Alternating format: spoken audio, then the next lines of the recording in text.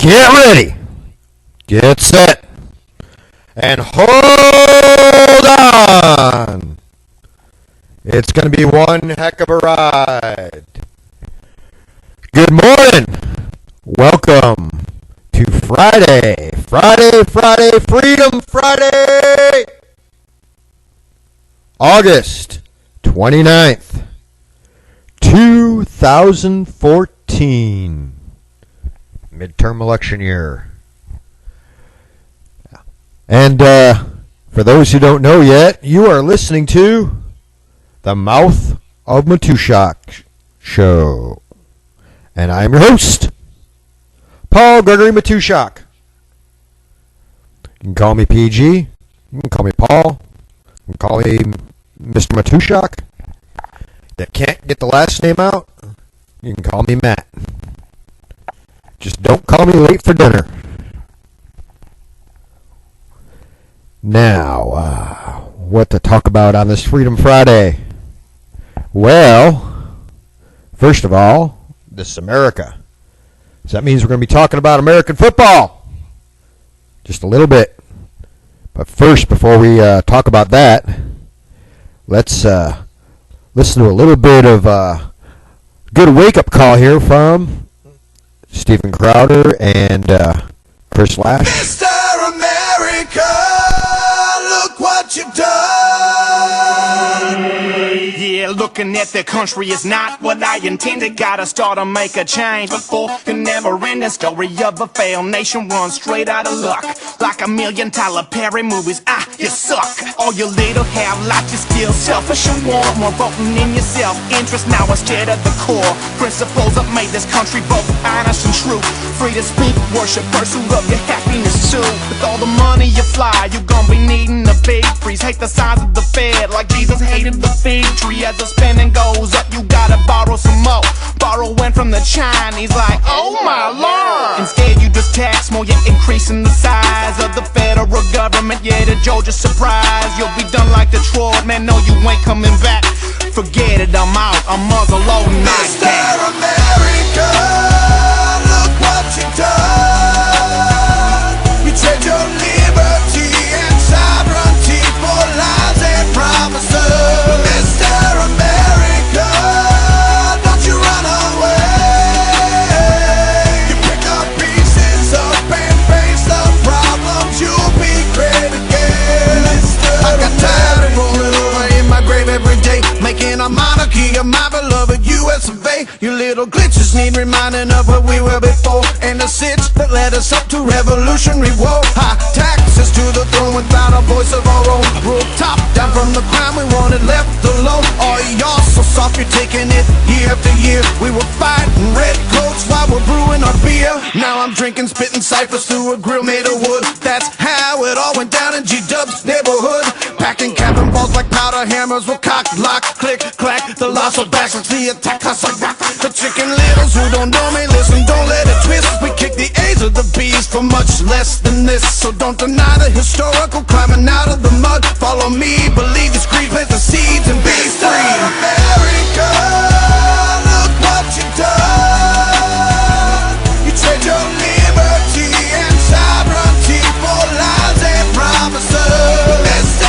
America, don't you run away. You pick up pieces up and face the problems, you'll be great again. On the warrants at 8-5 when it's really at 12. Hear me, classes in session, you can't be saved by the bell. What happens when you keep printing more dough? Both parties have gone green like the name was Al Gore. Yeah, but right now you're high. Hey, ain't you big hitter? But now I'm back from the dead. I'm bringing back all my knickers. What, knickers? No, it's okay. I can say knickers because I wear knickers. Man, you think I say that?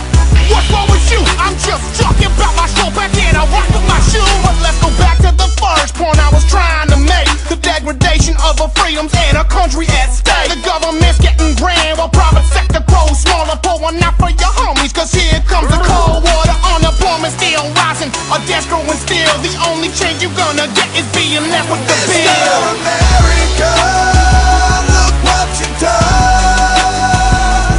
You trade your liberty and sovereignty.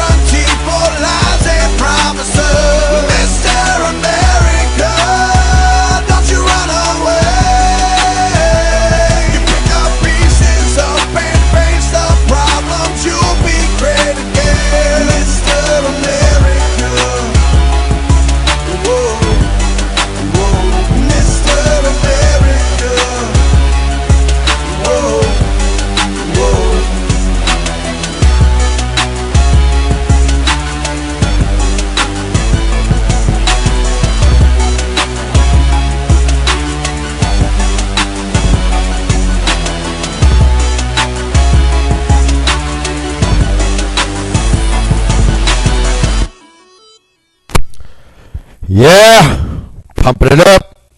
A little bit of Powdered Zombies there, otherwise known as Stephen Crowder and Chris Lash and their crew. Like I said, the song's a couple of months old, or a couple of years old, but some of you are hearing it still for the very first time. Good song, ain't it? Gets you moving. And if you listen to the words, kind of gets you looking at things in this country, things are going on. Now, as I said before I started that kickoff, it is Freedom Friday. And it being Freedom Friday means you want to look at some of those great things, especially with some of you already started your long weekend. But this is Labor Day weekend. And Labor Day weekend means pretty much the last day off for the summer. Last chance to enjoy some of those summer activities, since there's only a couple weeks left of summer before we turn into fall festivities. And then comes the holidays. So, good stuff to look forward to. But this is kind of the last chance for the season to get out and enjoy some of the summer outdoorsy things. But one of the other things that Labor Day weekend brings is the start of American-style football, college football, and high school, I'm sure, starting off as well. So we have college football season kicking off tonight. In fact, there are some games going on, but the majority are starting tomorrow. And best of luck to you and your team, whoever your team might be, unless you're playing against my team. In which case, well, I hope it's a good game and you lose. But anyway, isn't that the way it goes, folks? Good-natured competition there, because at the end of the game, yeah, there's a BCS championship on the line somewhere down later in the season. And I'm sure some of these college kids are looking at their careers afterwards and going into pro teams, etc. So there's something at stake for them. But for you and I, who are spectators and fans, nothing really there, unless you're putting money on the game. And even then, not a big deal, because it's a game. So it's some good, friendly competition going on. And that's what America's all about, is that good, friendly, diehard competition that when it's done and over with, we can shake hands and say, hey, that was a good game, unless it's a complete blowout, and then it's you buy the other poor sap a beer and tell them better luck next year. Anyway, for those who want to know who my team is, you can keep on guessing. I'll give you a little hint. I currently live in this little speck of dust that used to be its own country called Texas. But my team is not a Texas team. I grew up in Illinois, so you'd think my team might be an Illinois team. I mean, all my favorite pro teams are Chicago teams, right? Well, they are. Except for basketball, I'm kind of leaning somewhere else these days. But anyway, the other sports, I tend to lean towards Chicago when it comes to the pro teams. So you'd think my college team is a Chicago or an Illinois team. Nope! My favorite college team actually comes from one of my least favorite states, one of the least favorite places I've lived. Some people like it, and that's fine for you. You know, not every place is for every person. It just is not a place for me. The winters are too cold, and the summers are, I won't say too hot, but I will say not enjoyable compared to where I live now or other places that I've lived. But yeah, my team, I'll go ahead and I'll get rid of the suspense here, guys. I am a KSU Wildcats fan. That's Kansas State University Wildcats fan. So that's who I've gone for years and years since I was stationed at Fort Riley, Kansas. Kind of became a fan there. Went to the school for a couple of classes, and so they have a good team. I've actually taken classes here, so why not? They're my team now. And at the time, they were kind of top of the pops. So, but whoever your college team is, you know, go for your alma mater there, guys. And the season has started. So that's our little good news for Freedom Friday, is you get to enjoy the games this weekend. But, have some of you heard, the name of this dude escapes me. And I really don't want to delay talking about this while I research it up, because it's one of those things that, to me, does not require that deep depth research and exposure type of thing that I do with other things that I may write when I do investigative reporting. But it's been on local radio for the last couple of days, because this started off as really a heartwarming story, so to speak. I don't know if you call it necessarily heartwarming, but there was a college player, and he was elected captain of his college team, and everybody was looking forward to some great things coming out of him this season. And somehow, over last weekend, he seriously sprained both of his ankles. And I'm talking the really, really bad sprains, like ones that are going to keep him out for a couple of weeks, may even have risked costing him his captain's slot because of the injuries. The initial story that came out from the player himself was that he saw his nephew, I think it was nephew drowning in a pool, so he heroically jumped off of his second story balcony and landed on concrete and didn't even think about it, and took a couple of steps and dove into the water and saved his nephew, who was drowning in the pool, and got him out of the pool to safety, and then pulled himself out, and then at that point realized he injured himself, and of course the next day the ankles hurt even worse. Now, that was the initial story that came out. I don't know what the true story is, but he eventually came forward and said and admitted that there was no jumping off the balcony, and there was no, don't know about the jumping off the balcony part, but there was no actual saving of a kid, any kid, much less his nephew. So that part was kind of manufactured.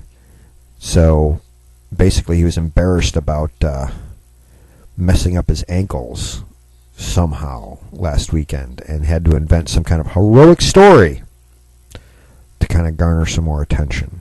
How about that, folks? Wow. Yeah. Just like some other story that popped up, and I can't remember the details, so maybe I'll bring it up on Monday after I go and look at it a little bit more. But there was another case of somebody being found out of filing a false story. I think it was involved something going on at her school or something, and the person I was near at the time, I was doing some exercises, and somebody popped up and said, well, that girl just sounds like she's just begging for attention. Well, that's what this college football captain was doing, was begging for attention, because he probably did something dumb. He made one of those errors in judgment and did something stupid and hurt himself, and just didn't want to lose the cool points. Well, guess what? Now that the truth has come out, you've lost the cool points, buddy. But without further ado, we're going to segue from that, the good Freedom Friday stuff, into shedding some light on what's going on with our people in Washington. So, Eleanor? You don't have a right to know everything in a separation of powers government, my friend. That is the difference between a parliamentary government and a separation of powers government. Wrong!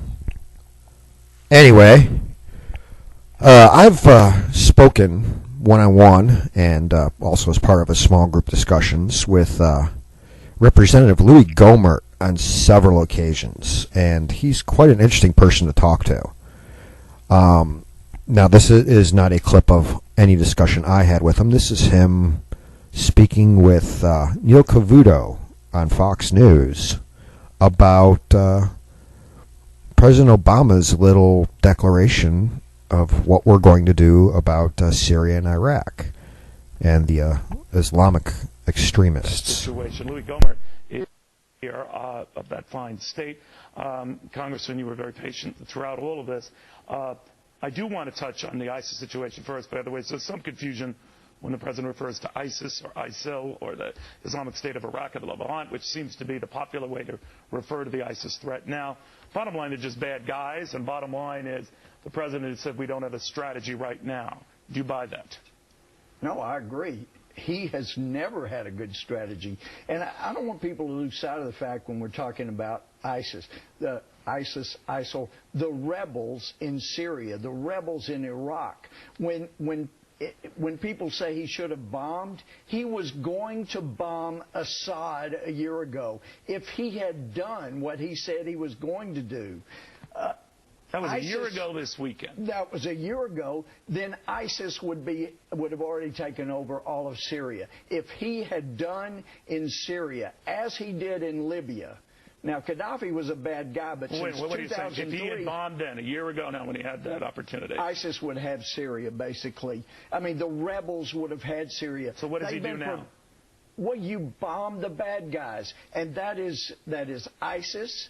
It's the radical Islamists. It's always been. He saw it a few years ago as being an Arab Spring. It was radical Islam, and he kept choosing to help radical Islam. So let me ask you this. Let me be clear. Then if the president decides to act unilateral and go ahead. He won't have to. He'll have plenty of members of Congress that will support him. You would back him on that? You betcha. I think a lot of us would be willing to have a declaration of war against radical Islam, including Al-Qaeda, ISIS, ISIL, all of these splinter groups, the ones in Libya. We can name them, and I don't think a lot of us would have. So we know more now than we did a year ago. Well, some of us knew. Last year we were going, you're helping, just like we did in Libya, you're going to help the radical Islamists take over. Assad's not a good guy, but at least he has not been persecuting Christians and Jews and mistreating people the way the radical Islamists. So he's the lesser of our evils. Yes, just like Mubarak was, just like Gaddafi was after 2003 only, after we went into Iraq. But he has consistently chosen, with whatever ridiculous advice he's been getting, to choose the side of the radical Islamists. But you think now, Congressman, I understand. You think now if he acted to deal with ISIS in Syria, in Iraq, wherever this expands, you would be for it, and you think Republicans would support him? As long as he's going after the radical Islamists and not the Assad administration. General Bob Scales, if you're still there, my friend, I don't know if you are. Hi, what Neil, do you think of that, and that the president would act, and maybe with the folks like the congressman's blessing, to expand this campaign? Well, I think the congressman is right. The president can talk about diplomatic, political, and economic and coalition approaches to the ISIS problem. But here's the thing, Neil. ISIS is overwhelmingly a military problem. It is a military challenge to the West, not diplomatic or political. And he's exactly right. And nowhere in the president's speech did he talk about offensive military options, only defensive military options to protect embassies and to protect and to use for humanitarian purposes. The bottom line is this: ISIS can't be defeated unless we or someone kills them. That's it. Right. ISIS doesn't care about anything else. They want to establish a caliphate over the bodies of the unbelievers, and the way you get rid of them is to kill them, not to deal with them, Neil. That's right. General, thank you. Congressman, to you on this illegal immigration, if I could follow, because the president has indicated that he's still weighing all